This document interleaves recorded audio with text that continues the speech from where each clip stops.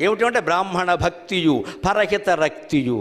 బ్రహ్మజ్ఞానుల యందు భక్తి ఉండాలి, పరహిత రక్తియు పరోపకారం చేసే దృష్టి కలిగిన వాళ్ళు ఎక్కువ ఏ రాజ్యంలో ఉన్నారో చూడు. నిర్మల మతియు నిర్మలమైన మనస్సు ఉండాలి మనుషులకి, అటువంటి వాళ్ళు ఎక్కడ కనపడుతున్నారో చూడు. నీతి రతియు నీతి యందు ఆసక్తి ఉండాలి, అవినీతి యందు కాదు. అంతేకాదు సత్యభాషణమును సత్యం మాట్లాడేవాళ్ళు ఎక్కువగా ఉండాలి. సాధు పోషణమును సాధువులకి బెచ్చమేసైనా గౌరవించి పోషించేవాళ్ళు ఉండాలి సాధుజనులకి. అలాగే సాధు పోషణమును చిర వితరణమును దానగుణం ఏ దేశంలో ఎక్కువగా ఉందో అడుగు. సేవ్య గుణము, అసలు ఒక మనిషిని చూస్తే గౌరవించాలి సేవించాలి అనిపించాలి, ఆ కళా కాంతి మనుషుల్లో ఉండాలి. అటువంటి వాళ్ళు ఎక్కువ ఉన్నారో చూడు. అంతేకాదు ప్రభుత్వానికి కూడా బాధ్యత పెట్టాడు. సన్మార్గ రక్షయు ఉన్మత్త శిక్షయు.